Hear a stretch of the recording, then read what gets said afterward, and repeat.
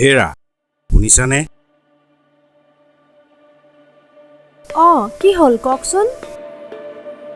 ল'ৰা শোৱাৰ পৰা উঠিল নে? জানো উঠিল হ'ব পাৰে। কিবা প্ৰয়োজন আছিল নেকি? এতিয়া 10 বাজিব, সি শোৱা পাতি এৰাই নাই। ল'ৰাক তুমি বুজাব, সি অনাই বনাই কৰি ফুৰিলে নহ'ব। সিটো উপাৰ্জনৰ কথা চিন্তা কৰিব লাগিব, আৰু সিটো মোৰ বিজনেছৰ কামটো লাগিব পাৰে। তাক মই কিমান বাৰ বুজাম, সি মোৰ কথাটো গুৰুত্ব নিদিয়ে। ল'ৰাক কৈ দিবা, নহ'লে সি ঘৰৰ পৰা বাহিৰ হ'ব লাগিব। কিয়নো এনেকৈ কয়? সি সৰু হৈ আছে। কি ক'লা? সি সৰু হৈ আছে? সি সৰু হৈ আছে? লগৰবিলাকৰ লগত মদ ভাং খাই ঘূৰিব পৰা হ'ল, বাইকৰ পাছত ছোৱালী লৈ ঘূৰিব পৰা হ'ল, ছোৱালীৰ লগত ডেটিং মাৰিব পৰা হ'ল। সি সৰু হৈ আছে, সি সৰু হৈ আছে। তাক মই ভাল শিক্ষা দিম, তুমি চাই থাকা। উঠিলা বোপা? মা। কলৈ যাওঁ? শোৱাৰ পৰা উঠিয়েই তোৰ যাবলৈ হ'লেই নে? তোৰ আৰু বেলেগ কাম নাই? মোক টকা 10,000 দিয়াচোন। কি? তোক 1 টকাও দিব নোৱাৰো? নিজেতো এটকাও ঘটিব নোৱাৰই? বাপেৰৰ ধনৰ ওপৰত ৰজা হৈ খাই আছ, লাজ পোৱা নাই? যা, ওলাই যা ঘৰৰ পৰা, বহুত মৰমৰ গৈ। 1 টকাও তোক দিব নোৱাৰো। হ'ব, মই এতিয়াই ঘৰৰ পৰা ওলাই যাম। মা, মই আহিলোঁ। বোপা ৰ'বাচোন। হেৰি, আপুনি তাক বুজাওকচোন, নহ'লে সি একেবাৰে গুচি যাবগে।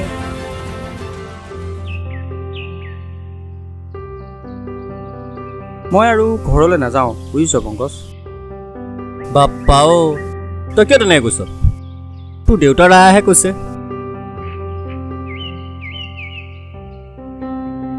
আচলতে শুন, তোৰ দেউতা এজন প্ৰখ্যাত ব্যৱসায়ী। তেখেতৰ অজস্ৰ ধন সম্পত্তি আছে। তই ইচ্ছা কৰিলে গোটেই জীৱন বহি বহি খাব পাৰিবি, কিন্তু তোৰ দেউতাই বিচাৰিছে তই নিজৰ ভৰিত নিজে থিয় হৈ এজন ভাল মানুহ।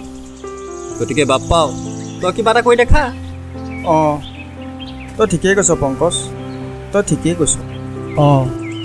মই কিবা এটা কৰিম, লাগিলে মই হাজিৰা কৰিম। মই নিজৰ ভৰিত নিজে থিয় হ'ম। তই এটা কাম কৰি দে পংকজ, তই মোক ভাড়া ঘৰ এটা ঠিক কৰি দে। বাপ্পাও হ'ব দে। সেয়া তোৰ আহিছে।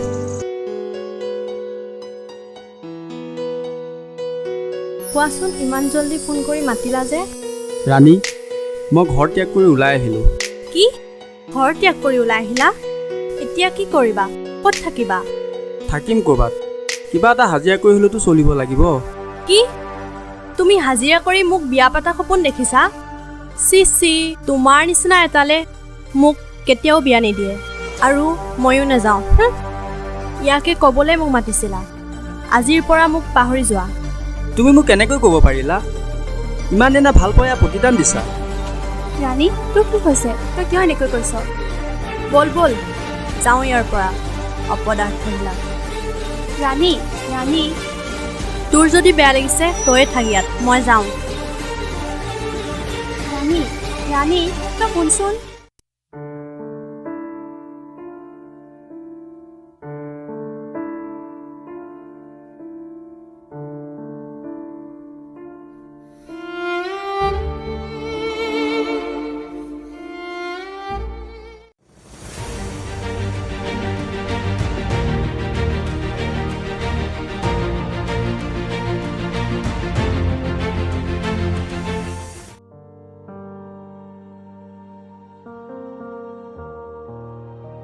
মানস দা, কি কৰি আছা? এনেকৈ মন মাৰি বহি থাকিলে কেনেকৈ হ'ব? সকলো কথা বাদ দি নিজৰ কথা চিন্তা কৰা। মই এতিয়া কি কৰিম ৰাখি? আজি মই ৰাণী আৰু পংকজক একেলগে ৰেষ্টুৰেণ্টত দেখা পাইছোঁ। ৰাণী, তুমি মোক কিয় প্ৰতাৰণা কৰিলা ৰাণী? ৰাণী, তুমি মোক কিয় প্ৰতাৰণা কৰিলা ৰাণী? ৰাণী, মোক কিয় প্ৰতাৰণা কৰিলা তুমি? ৰাণী, তুমি মোক কিয় প্ৰতাৰণা কৰিলা? তুমি ভাগি নকৰিবা মানস দা, মই তোমাৰ লগত সদায় আছোঁ। মোক নিজৰ বন্ধুৱে বিশ্বাসঘাতকতা কৰিলে, কিন্তু তুমি মোক বুজি পাইছা।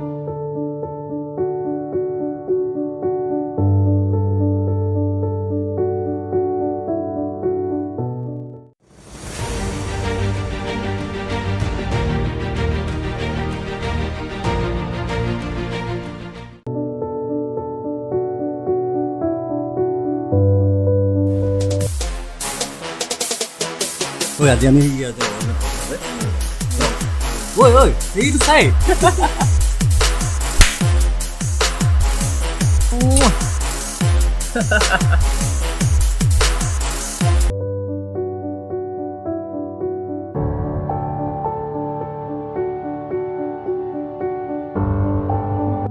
এই ৰহা পাই কাপোৰটো কিনিম ব'ল। অ' টেম্পু এখন আহিছে, ৰ'বচোন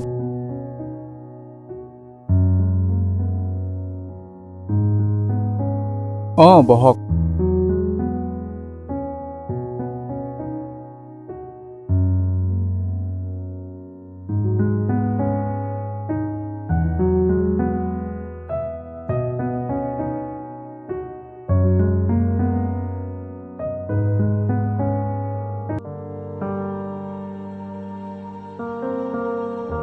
বোপাটোৱে এবাৰ কি কৰিছে, কেনেকৈ আছে, তালৈ মোৰ বৰ মনত পৰিছে। মই তাক অন্তৰৰ পৰা উলিয়াই দিয়া নাই। যি কৰিছোঁ ভালৰ কাৰণেই কৰিছোঁ। সি নিজৰ ভৰিত নিজেই থিয় দিবলৈ শিকক।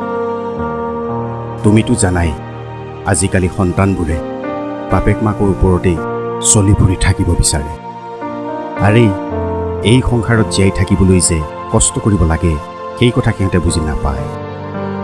মোৰ বিশ্বাস সি বুজিব। চাবা, মোৰ ল'ৰাই কষ্ট কৰিব শিকিব। তাক বোলে ৰাখী নামৰ ছোৱালী এজনীয়ে বহুত সাহস আৰু সপোন দিছে। তাই মাজে মাজে মোলৈ ফোন কৰি তাৰ খবৰবোৰ দিয়ে। সি বোলে টেম্পু এখনো কিনিলে। চোৱা তেন্তে, এতিয়া সি কষ্ট কৰিব পাৰিছে আৰু নিজৰ ভৰিত থিয় হ'ব পাৰিছে।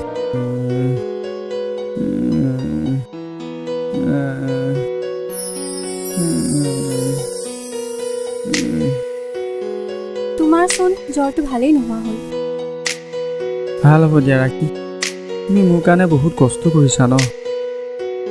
মনে মনে থাকা, মই তোমাৰ কাৰণে নকৰি কাৰ কাৰণে কৰিম মানৱ দা। মই তোমাৰ লগত সকলো সময়তে থাকিম।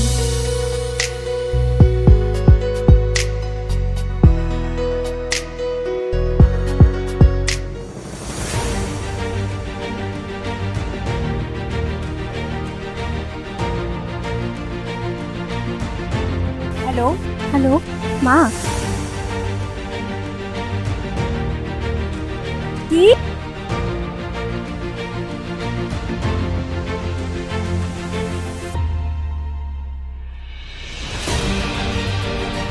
মই যাব ওলাইছোঁ।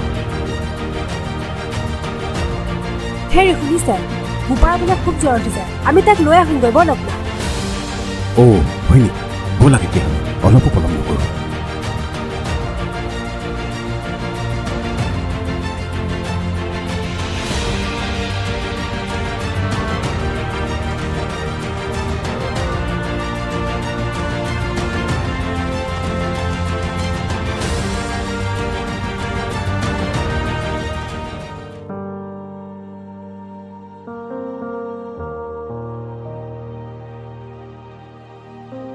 বোপাও, বোপা, আমি তোক নিবলৈ আহিছোঁ, ব'ল ঘৰলৈ ব'ল।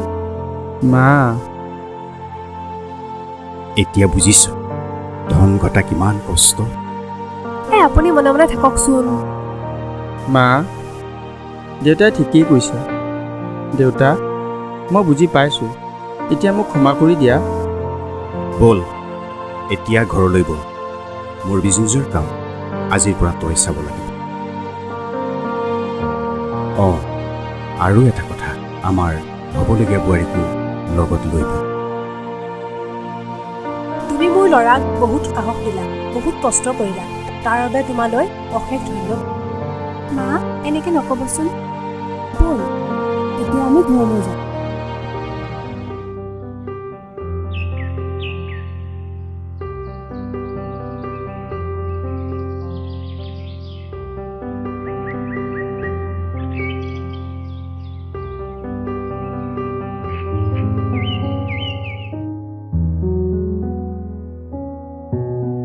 এইজনী খালি পইচা বাঢ়ি একোৱেই চিনি নাপায়।